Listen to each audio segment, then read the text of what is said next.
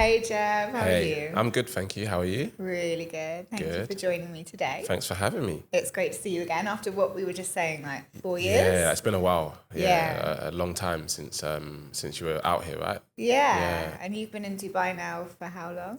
Dubai just over 4 years. Came initially as a holiday and extended. This was around COVID times, and and now I consider it home. So. And you're smashing it. You're absolutely tearing up Dubai side. Thanks. So you're a producer, DJ, you got your own podcast, concierge company. What don't you do? I know, sometimes I ask myself that as well, but I think that's just how I am. Like, my mind is always kind of like thinking of like opportunities and ways to elevate and ways to kind of develop new things. I think I've been like that since I was a kid, you know. So I DJ out here. I've got my events company. I've got 2 events companies out here. That have a slightly different focus, concierge business. I also run a podcast, Steps I Took podcast. And amongst that, there's a few other things that, you know, I dabble in out here in Dubai. So, yeah. Amazing. And you grew up in East London? Yeah, East London. Which part? Leighton. Leighton, Yeah, nice. do you know it? I do. Yeah. I got the other side. I was west. Okay. So I was Hounslow. Yeah. So, like... Leighton, that area's changed a lot now though. It's like completely gentrified. But I grew up pre-gentrification. So grew up in Leytonstone, went to uni in Essex, went to law school in London, worked in the city in London for a few years. And then, kind of like the timeline's a bit blurry. I was working in the city. Oh no, I left the city to go, so I became a lawyer, and I left the city to become legal counsel for Nissan, whose head office at the time was in Rickmansworth, which is near Hertfordshire. However, I was looking after Europe, so I'd often have to fly to Amsterdam or to Paris or to Italy or wherever we had offices in Europe. And I did that for a year and a bit, and then had some good opportunities that enabled me to kind of quit law and step out into the creative world, focus on DJing a bit more, focus on, you know, like everything random. Like I went viral, and then off the back of that was then able to just do what I want. And then it was kind of just before COVID when I ended up going back into law for a little bit. And thankfully, I'm glad I did, because obviously when COVID came, all my creative stuff just disappeared. And luckily I had the legal background to fall back on and the security of, you know, like a legal counsel position to kind of like at least make money during lockdown. Wasn't that a scary transition though? Like going from the stability of what a law career I can imagine can give you to going completely into the creative world. Were you scared? Yeah, I think, you know, like, I think for me, I was probably quite fortunate in that I did it off the back of a viral moment. And I mean, it wasn't a viral moment in terms of like, you know, you get something that might be viral for like one day. This moment was viral for like months.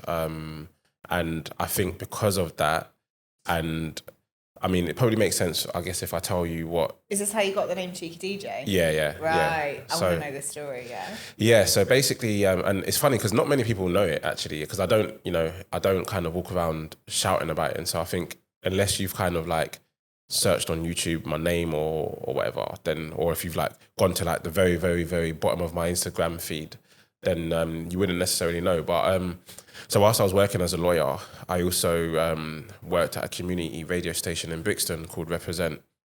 And they were partially funded by the Prince's Trust.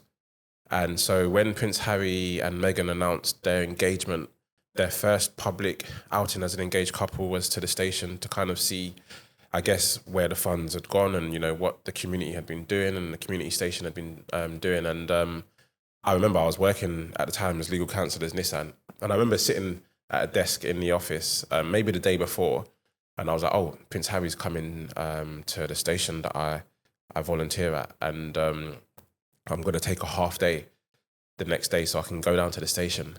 And obviously I led like 2 separate lives. So I'm a DJ on the one side and a radio presenter on one side. And then on the other side, I'm like in a suit and, you know, working in a corporate world and stuff. And so I remember like taking a half day, driving home and getting changed because I didn't want to rock up to the station in my suit. Yeah. So I got changed. I think I put on a tracksuit or something very casual and then got the tube to Brixton which is where the studio was. And because of the fact I had to leave work, I was running a little bit late. And so I got to the studio and they'd have shut the doors. So I couldn't actually be inside the studio, but I could be, there was like, I think they allowed about 50 to 100 people in the viewing sort of section outside. So I was like, cool, it is what it is. It's not, not the end of the world. You're there. I'm there. But I think like, and this is why I think things happen for a reason, because I just happened to be stationed like literally at the entrance where Prince Harry and Meghan walked in. And I don't know, something just came over me to tap him on the shoulder as he walked past and give him my business card. And I was just like, I think I was doing it as banter, like for jokes and stuff. And I was like, if you need a DJ for your wedding, hit me up. And he like looked at it and put it in his pocket, and then the crowd like just cheered and stuff. And then afterwards someone tapped me and was like, oh, I got that on video. Do you want it? And I was like, yeah, send it to me. Like even then, like I wasn't thinking anything of it, and I just tweeted it as a joke, just slip Prince Harry business card. Maybe I'll get the gig, and then put my phone in my pocket.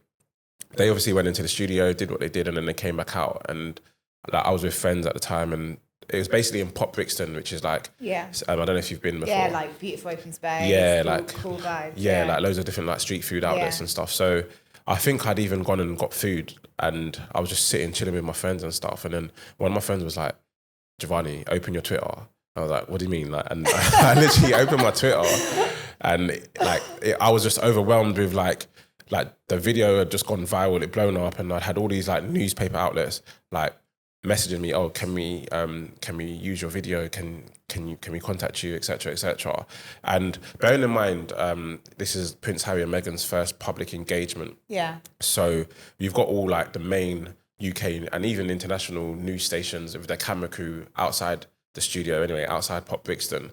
So we walk out, and at this time I didn't really realise how big the story had blown in terms of me giving the business card. And so stations were like wanting to speak to me and stuff and ask me questions, and I just thought that they were just asking like random people from the public. Like they were like, what do you think of Prince Harry and Meghan, and like what do you think of the fact that it's an interracial couple and stuff? And I didn't think much of it. And afterwards I kind of like, when I look back, I was like, actually they were actually coming to speak to me. Anyway, long story short, it continued to spiral to the point where I ended up going on Good Morning Britain.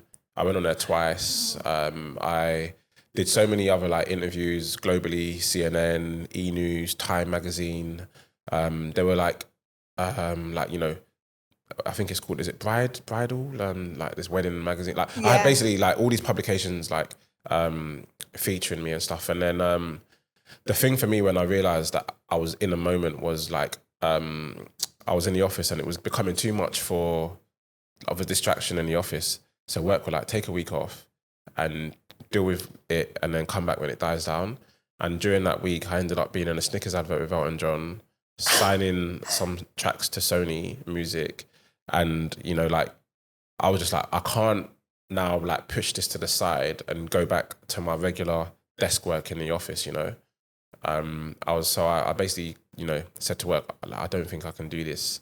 How can we kind of like make it work so that I can just focus on this? And, otherwise I'm just going to regret it. Like 2 years down the line, I'll be like, what if? And I think I'd just go mad just with wonder. So yeah, I quit, I guess, my job at Nissan at the time. And yeah, like I just started. And yeah, so in terms of when you said, was it scary?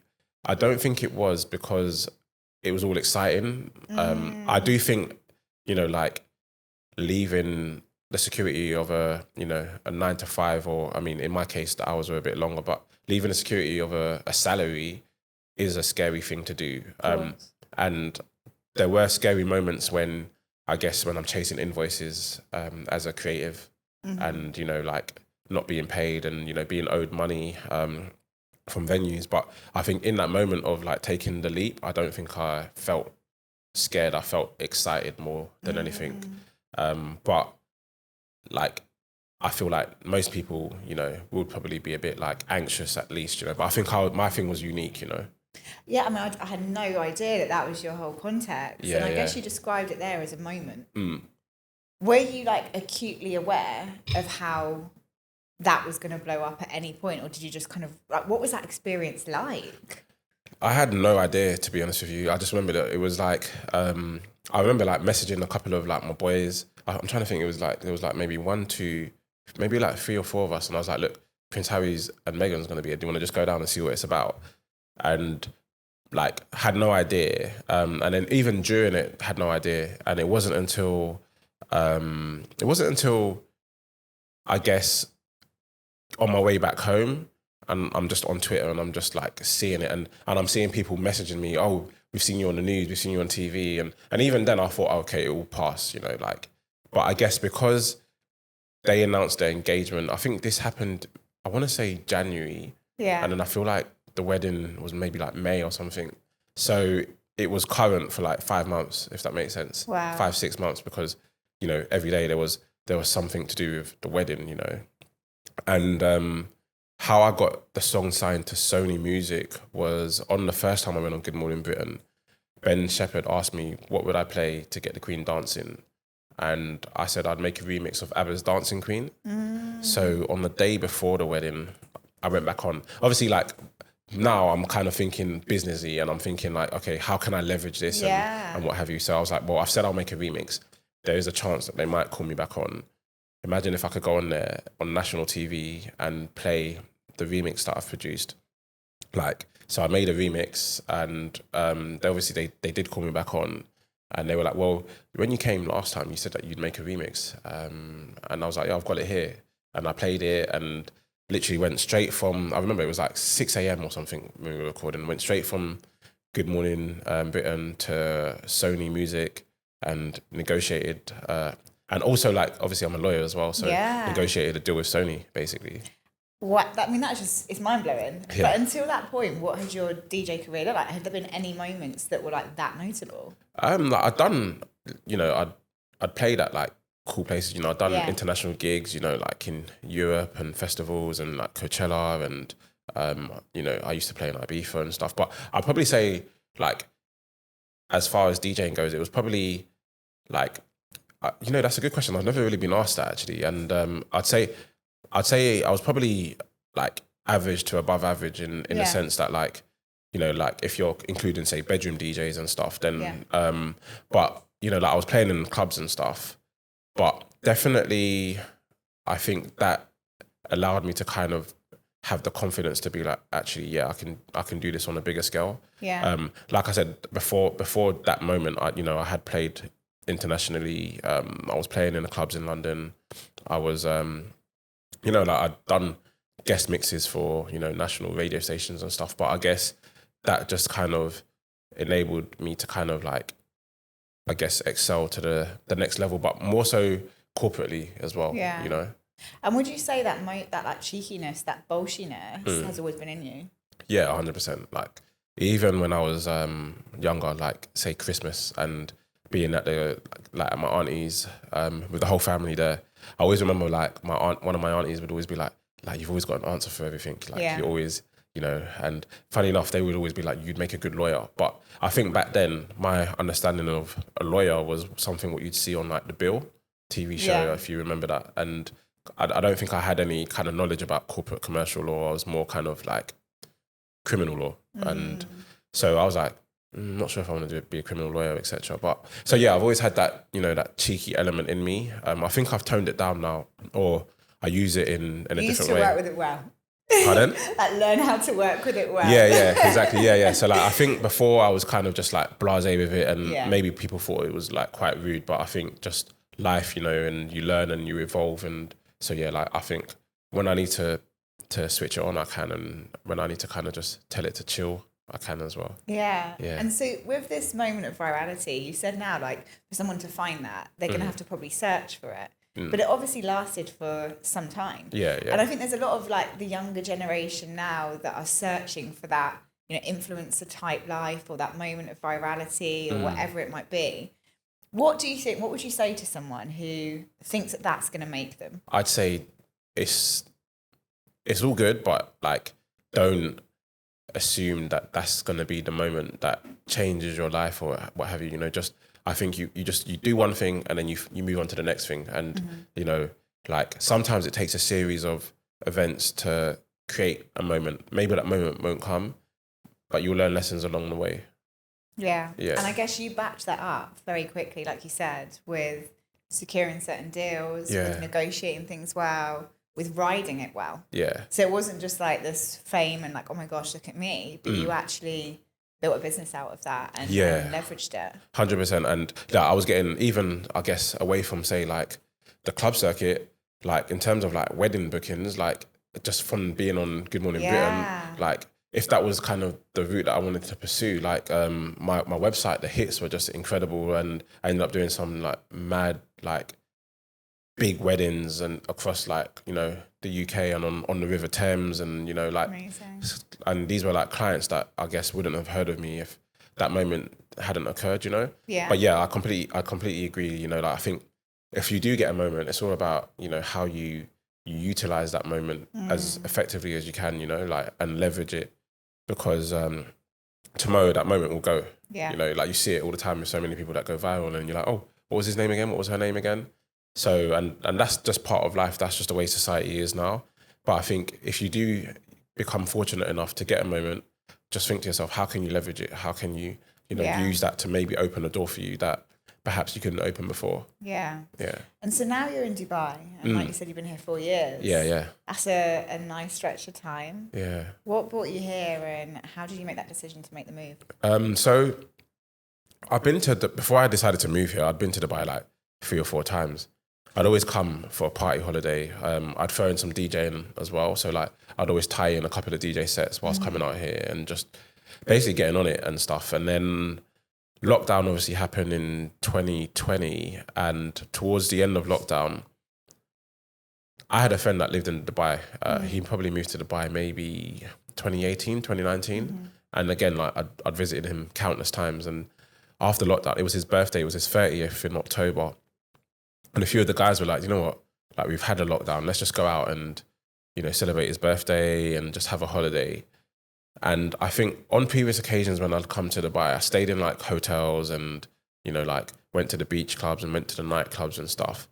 So I never really saw it as a place of community or a place that had like people with regular jobs. And I just thought it was just like a pretentious place, like a bit shallow, a bit fake. And, you know, everyone's just wearing designer and you know like in order to kind of actually be comfortable here you have to spend crazy amounts of money and stuff, and so it was never a place that I wanted to live. And I think coming out for his birthday, and it was the small things, like on a Saturday morning he was part of this fitness group that would train outside and on an outdoor gym near the marina, and you know like just waking up to good weather. Like at one point I stayed at a friend's apartment for a few days and I was like, yo, this is like, even though the views of the apartment, like in terms of Dubai views aren't like nothing crazy, but compared to say where I was living in the UK, like even if I'm looking out the window and I'm seeing a motorway and it's sunny and it's bright, that's different to, you know, waking up with snow on my car, you know. And so it's the dark mornings. Like those mornings of scraping the snow off my car are long gone, you know. And so I just saw like a community as well. I saw like, you know, he had regular friends like teachers and, you know, like people that worked in like offices and, you know, like going to like his gym. And, you know, also he obviously it was his birthday. So I got to meet actually like his core group of people and stuff. And I was like, wow, like you've really kind of found home here in a way that I didn't think existed. So I extended my flight, my stay. So I was due to go back and I was like to my friends, I think I'm going to stay for like a week longer.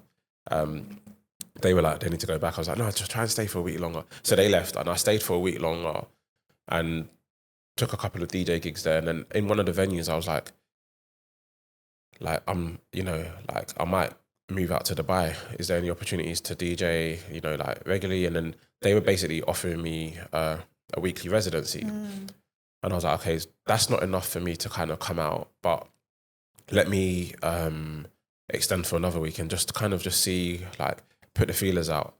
I will say that, and we can touch it in a bit as well. So do you know when I mentioned earlier that I left, that during lockdown, I managed to, just before lockdown, I got another job as legal counsel. So my friend, she was head of PR, social media at GHD. They make the hair straighteners. And then she basically just hit me up and was like, we need a legal counsel. We've got a general legal counsel, but we need another person in the team. I know that like you're not really doing the law thing, but you're obviously qualified. How would you feel about doing it? You can do it, like you can choose your hours basically. It can be part-time if you want it to be.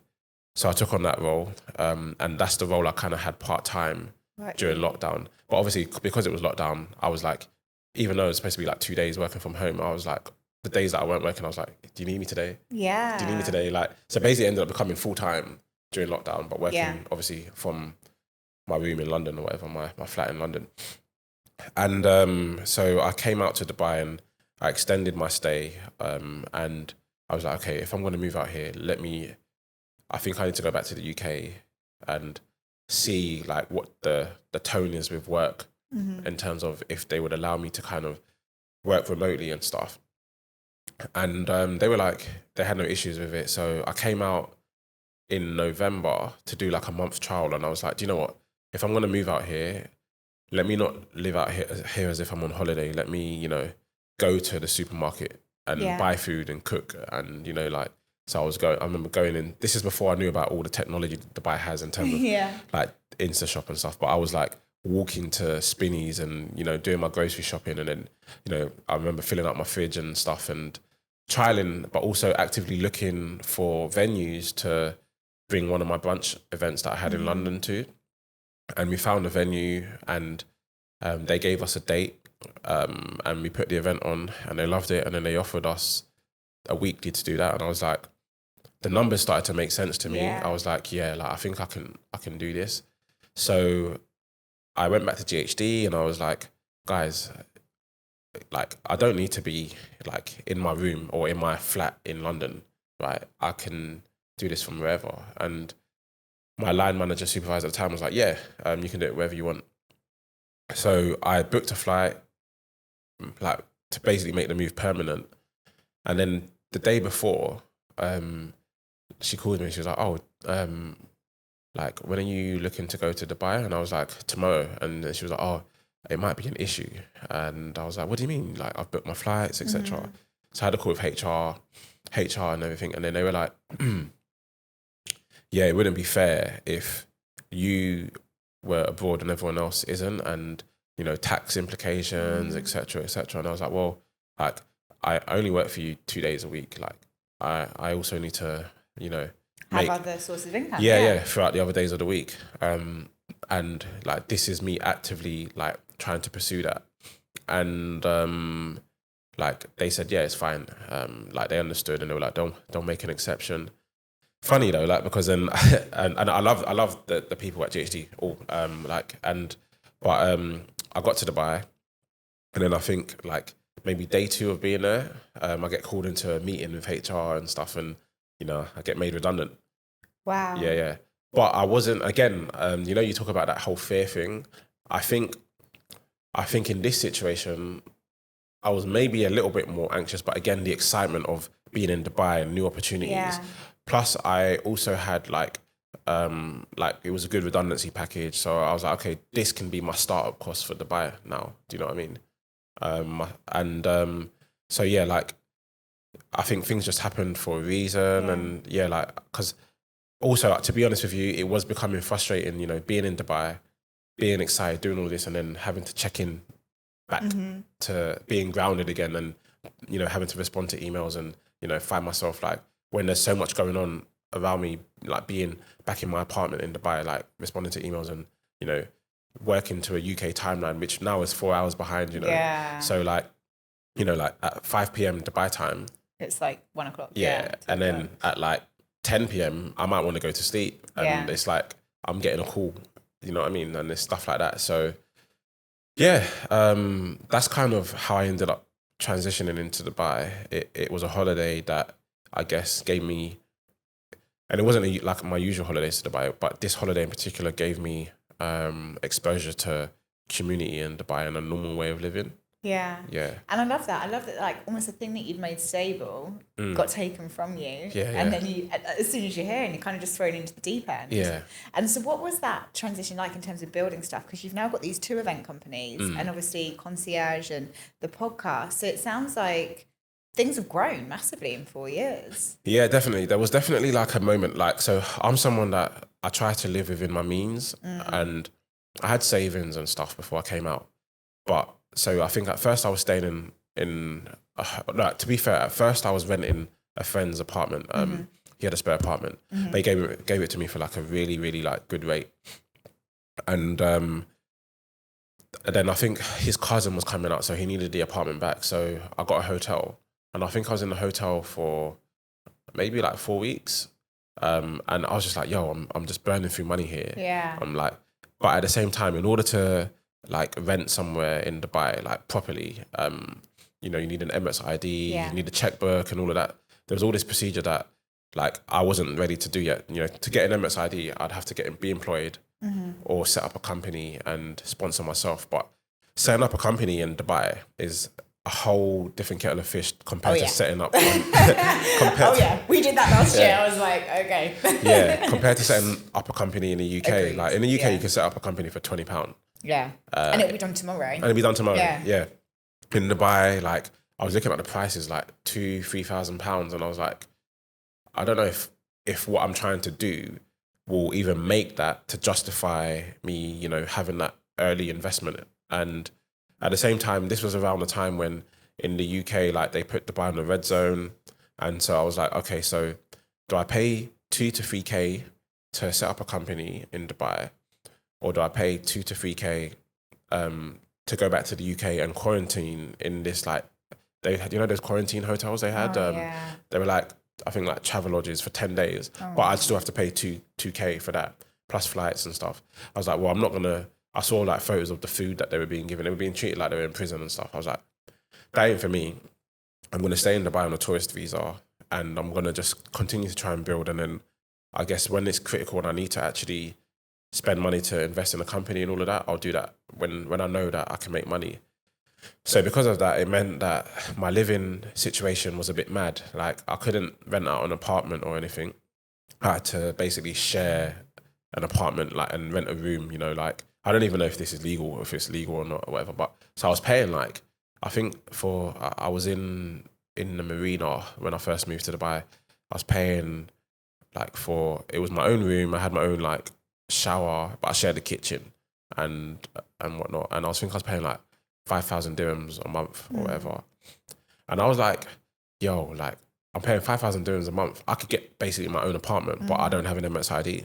But at the same time, I like to live within my means. And I was like, this is all going to be part of the journey. And this is what's going to inspire me to kind of, you know, like when I do make it, I'll look back and be like, yeah, these were the key moments and stuff. And I like, when I say like my living conditions, like when I look back, like my shower was like, basically like a cupboard. Like if I could show you a photo, I don't have one on me now, but if I showed you a photo, you would never think that I like me, like people that know me and know, you know, like me having, you know, like a good job as a lawyer and then, you know, now being, you know, doing what I do now out here, no one would ever think, oh, like, why would you have stayed in there? But I feel like for me, I just wanted to kind of go through that. I didn't want to just come and things were easy. Yeah.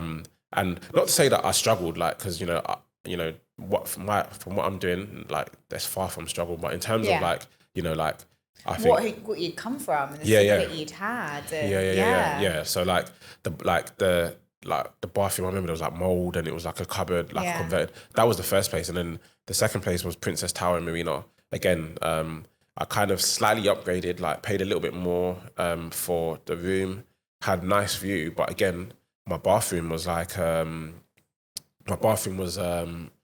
like a cupboard that had been converted. And it was like literally this small. Like I think, obviously, when I first came to Dubai, I was a lot skinnier. I've put on the Dubai stones. So I feel like me now. The Dubai stones. Yeah. Is this a thing? Yeah, it's a thing. Yeah, it's a thing. Yeah, okay. Get used to it. Yeah, I'm going to talk about that. Yeah. Me now, I don't think I'd fit into that allocated space. Wow. Yeah. So yeah, like after a while, like I think I didn't. So I launched my branch and stuff, and I didn't have a bank account. I was just dealing with cash and whatnot. And I used to just put my cash in my drawer, like in my room. And then there was one day I just was like, let me count the cash and see what I've got. Like this is maybe like 2-3 months down. I'm trying to get the timeline right. So I think I moved. Yeah, I think I must have done about 4 months, 5 months, or maybe even 6 months, like like flat sharing or whatever.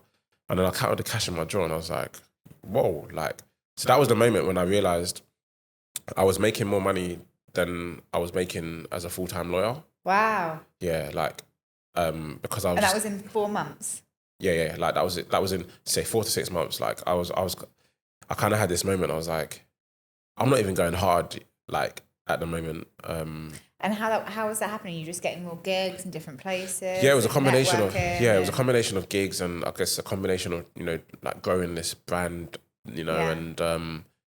and so then I had like this moment where I was like, do you know what, like now's the time to really set myself up here. So that's when I set up my business and got my MSID, got my bank account, and then with my MSID, I was able to kind of move into my own apartment. And I think, the moment I had my own space, my own apartment, that's when things really started to excel. I think there's something to be said about, peace at home and now enabling you to kind of thrive outside, and I think, just being this was in Business Bay, it was like the perfect little, at the time, it was a perfect bachelor pad. And, like it was just such a cool place to kind of be close to all my events, which were downtown Business Bay.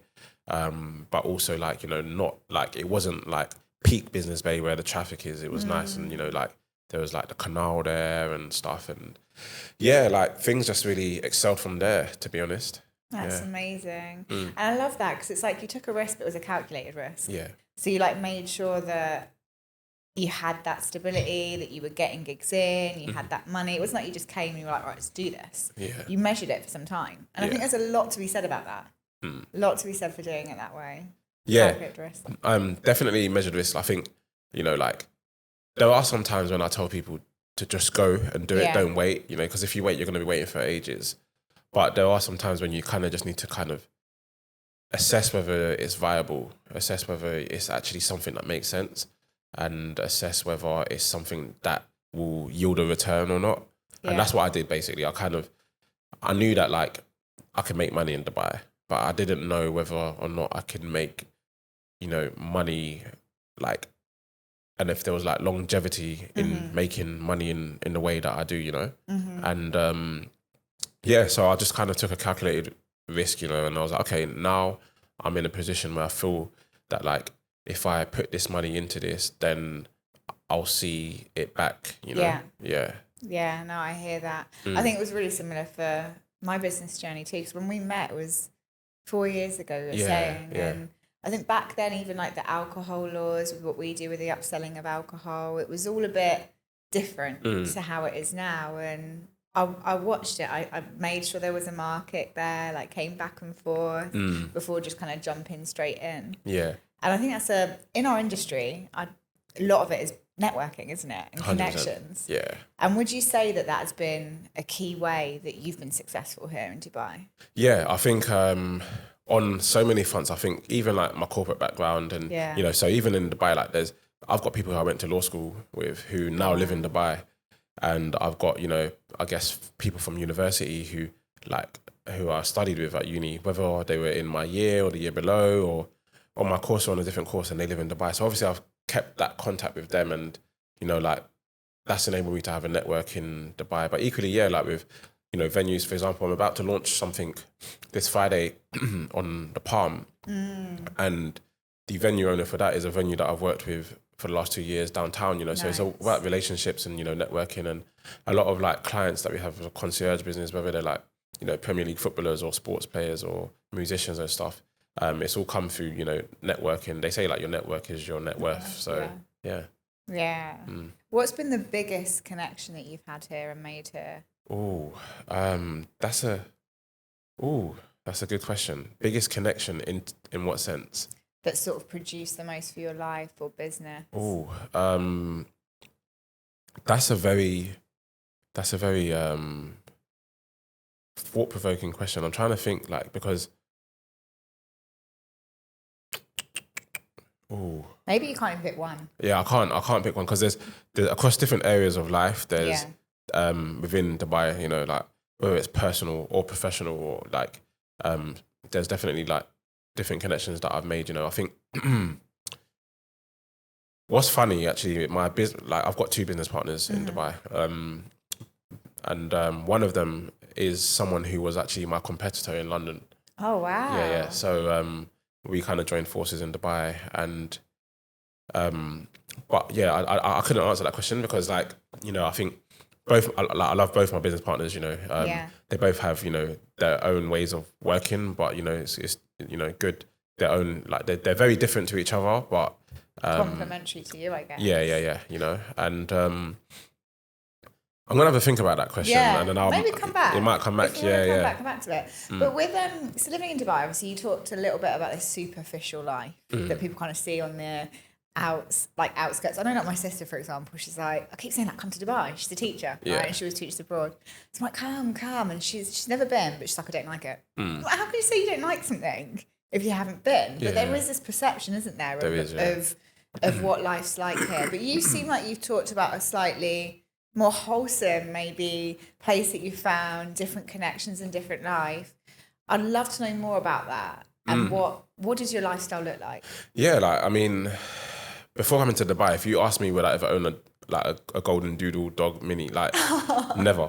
Do you know what I mean? So, like, that's as wholesome as it gets. And like, you know, there's been times when I'll go for like a Sunday roast and stuff, and like, to think of going for a Sunday roast in Dubai, I bet, like, if you ask people in Dubai, if you think of the word Dubai, or if you type Dubai in Google, Instagram, what's the next word that comes up? I guarantee you, no one would say Sunday roast. No. Like, so yeah, like, there's stuff like that. You know, I've got friends. You know, like, for example, Christmas. First Christmas I spent in Dubai, and we went to a brunch, and then later on in the evening, like, we went to one of my friends, and we had like a games night.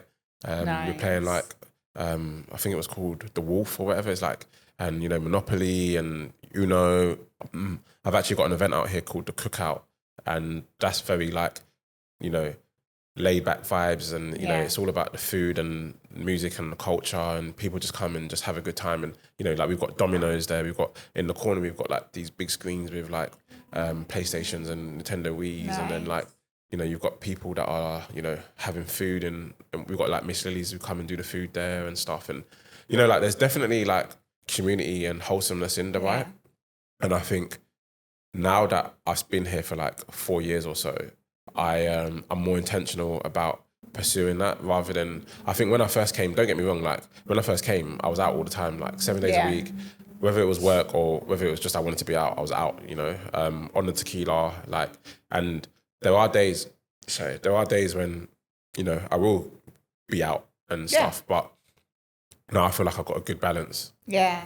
I think it's so important, isn't it, in our industry, like, for longevity, to make sure you create that. 100%. And then I've been in the industry, 16 years now. Yeah. And if I was out every night, like, my favourite bedtime is 9:30. I'm like, 9:30 is that sweet spot. Yeah. Get your training in, get the gym in. Well, this is it. And even on the training thing, it's like the fitness community in Dubai is it's huge and it's unreal. And I've done like so many fitness events out here. I've probably done like 4 or 5 fitness events out here. Like, I've done a couple of High Rocks events. I've done turf games, precision. I'm even this Sunday doing a fitness event. And, you know, like, whether it's like, I'm a member of 2 gyms, and both gyms have like a really good community. And, you know, like, I'm never short of, like, the other day, for example, like, we needed 1 team member for this competition on Sunday, and I just put it in the group chat. I was like, guys, we need a team member, and like, within half an hour we have a team member. So there's like 5 of us doing this competition on Sunday. But I just love the fitness community because you all keep each other accountable. And, you know, like, I guess I've got friends in different environments. I've got like friends who work in the corporate world. I've got friends who, you know, want to go out all the time. I've got, you know, friends who don't really drink and stuff. And I think, like, having friends in the fitness world, you know, it enables me to kind of just, you know, stay on that path as well. Like, you know. Yeah, you can kind of pick and choose what vibe you want. Yeah.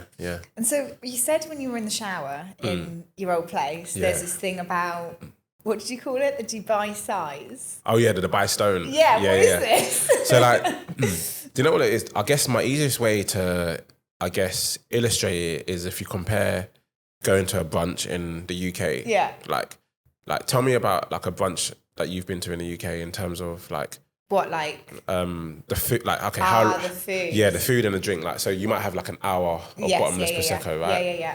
And maybe you'll have like 2 courses. Yeah. Dubai, it's not like that. So Dubai, you'll go to a brunch and you'll have 4 hours of bottomless alcohol, not just Prosecco. You can have cocktails, you can have spirits, you can have beer, you know, and then 4 hours of food as well. So it's not just 2 courses. You could have 10 courses if you wanted. And so I was literally living that. And most people that come to Dubai, they get sucked into that as well. So before I came to Dubai, like people told me about the Dubai Stone. And I'm an example of that. Like if I showed you a photo of me, maybe you've even noticed it, I don't know, like from when you saw me last, like if I showed you... I just think you've not been training hard. Yeah. You convert it to muscle. Yeah. Like, well, yeah, like, so that as well, you know, and... But definitely, there is this thing called the Dubai Stone, and also because you're not walking anywhere, you know, so it's hard to get your steps in unless you're actively in the gym on a treadmill, or actively going for a run or something. You know, like in London, I'd walk to the bus stop or walk to the tube station. Here, like it's jump in my car, and you know. But I do know that Dubai are creating initiatives to make it more pedestrianised, and I think they've got a target to kind of like severely overhaul it so that you know, like from like air conditioned bridges to more pavements and stuff. So. Well, yeah, because I was going to say, like, the practical thing is the heat, isn't it? Yeah. Last year, 2024, I went back and forth, I think 5 times. And, like, February was fine. That was great. You know, you could walk outside. It was really pleasant. Came in June, and then I came in October. October, again, was all right. June like, was you just, too hot. Want to be sick. Like, there was no way. And I did notice the difference. I did feel... Because I love to walk. It's one of the things that I love about London, that... You can just go on these long walks in the city and get lost and jump 20,000 steps. Yeah. Like, great. Yeah. But I did notice it here. I was like, that's not going to be it. Yeah. I remember in the summer, I went to London, and there was one day when I was like, okay, I'm going to go up London, as in central London, and catch up with a few different friends throughout the day. And I think I got the tube to maybe like Bank or something, and then walked from Bank to Borough, and then went to Borough Market. And then from Borough Market, I met with one of my friends and we had food there, and then we walked from there to Tower Bridge, walked over Tower Bridge, and then walked by more London, and then met with another friend. By the end of the day, I'd done like 29,000 steps. And I was like, I don't do that in Dubai. No. Do you know what I mean? Unless I'm, like I said, right now you know, it's January and I'm doing 75 hard at the moment. And so I'm actively kind of like making sure I'm hitting 10 to 15k steps a day, but that's only because I'm consciously like trying to do it, you know.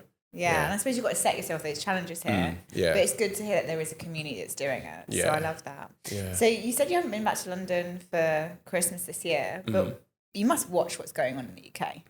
What's your perspective on the UK as a whole at the moment? You know, like in terms of, I guess I know that at the moment, like, well, from a weather perspective, like you won't find me in the UK. Like it's cold. I know that there's like currently there's like I think there's like a snowstorm or something, right? But I do know that, like, you know, people are probably feeling it a lot more in the UK. You know, like I know like the cost of living has skyrocketed. There's a lot of, you know, like people unhappy and stuff, and I think even me, when I step off a plane in the UK and, you know, I'm in London or wherever, I can sense that. Yeah. But that being said, I did go to the UK for a few days before Christmas and just caught up with friends and family, and you know, I went to Winter Wonderland with some friends, and that was nice. Like, you know, so I do think that in those moments, people do find their way to have their joy and, you know, their happiness and stuff. Yeah. But overall, I do think, looking from the outside in, it does seem as if things aren't looking as positive as they maybe were once in the past. Yeah. And there's a lot of people flocking over still, isn't there? Yeah. It doesn't take you a minute to read the articles where you can see the exodus of people. And I think it's going to continue, to be honest with you. Like, I always say this, I feel like, and I don't want this to come back and bite me, but I feel like now the UK is like a third world country in disguise. That's my personal opinion, in the sense that, like, when my grandparents' generation came on the Windrush, the UK was like the golden place to be, the place of dreams, and, you know, was like the place to be, place of dreams. Obviously now, I don't think that that's the case anymore. I think, you know, in the UK, if you've got a dream, or if you're ambitious, eventually, like, you know, whether it's the tax man or whether it's some sort of regulation, that's going to curb that ambition. Whereas, like, places like the Middle East, Africa, like you can thrive with these dreams, you know. So and that's not like me saying I hate the UK. Like I always loved the UK. Like I was born there, raised there. I go back like at least once a year. But at the same time, I think, you know, that things have changed, and I think, you know, like the UK isn't. Don't get me wrong, there are opportunities in the UK, but I think maybe like there are also like a lot of restrictions as well. Yeah. And what's the downside of here? Because everyone paints like a awesome picture of coming to Dubai, right? But yeah. what's the downside? Downside for me, lack of like, you know, family. In terms of like, you know, I'm in a group chat with like my nan, my mum, my aunties, uncles, cousins, and you know, there's some times where like the group chat is popping off, and but I know I'm not actually there, if that makes sense. So like Christmas and stuff, actually, like it was, you know, I don't want to say upsetting, but you know, definitely felt it, like not being with family and stuff. You know, like going to a brunch and then it's like, okay, now what? Like, whereas in the UK at Christmas, you know, like I might be on the sofa just watching the soaps or whatever. Do you know what I mean? Even though I don't watch the soaps throughout the rest of the year, but at Christmas, like that was kind of the thing. Like, you know, just tap into, I don't know what, like EastEnders or whatever it is. That's, you know, and like my family, like we'd also like food is a big thing as well. And I think in Dubai, I'm yet to, outside of my cooking or say friends cooking, yet to find anywhere that makes Caribbean food in the way that like my local takeaway would make it. Do you know what I mean? That's got to be a challenge for someone out there to bring some stuff. Do you know what? I think it's just, I think it's a lack of the ingredients, spices. It must be on that level, because actually no. That being said, like I said, yeah, I don't know. I think maybe restaurants, I guess, have a different challenge in that out here they need to appeal to the masses or something. Because I'm yet to find a Caribbean takeaway that does things in the way that like Peppers and Spice or like my local did back in East London, you know. Other kind of, I guess, downfalls to being in Dubai, I guess, you know, I guess a lot of it is man-made. Like, so nature, lack of nature. And I guess that kind of coincides with, you know, the thing we were talking about, walking and, you know, there's like, I mean, there are like a lot of man-made parks and stuff, and like I walk my dog in the park, but it just doesn't feel the same. No, you know, like it's man-made. Yeah, you can feel it. Like, I mean, like, where in the UK would you see like a random palm tree in a park? Yeah, do you know what I mean? It doesn't make sense. You know, I have got my nature kicks though. I have a group of friends who go hiking. Oh yeah, so you can go out, like drive an hour out. And that's felt amazing. That's nice. So I've hiked up Hatter before. Which was really nice. And yeah, so that's a good thing. I'm trying to think what other downfalls. I guess Dubai can make you lazy. Like I definitely feel in some areas of my life I've probably become a lot more lazier than I was before. I think it's inevitable with things like InstaShop, which is an app which allows you to kind of just, I don't know, like in the UK, if I've run out of groceries, I might have like driven to Sainsbury's local or whatever, or like I need to get toilet paper or something. Whereas in Dubai, you just go on InstaShop, literally every single supermarket, every grocery store, every pharmacy, whatever it is on InstaShop. And you literally, it's like Deliveroo, but for stuff sold in these shops, and you just punch it in and then they'll deliver it to you within like 10 minutes.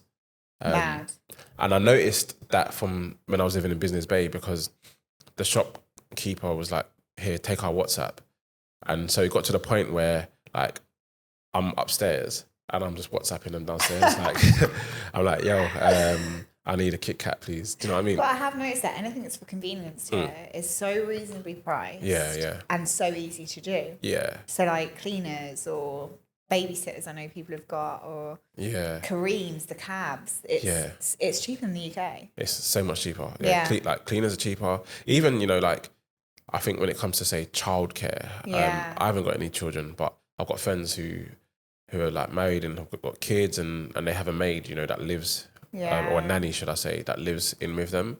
And when you compare the cost of the nanny, I think, you know, like one of my friends is paying maybe £600, maybe £700 a month for this nanny.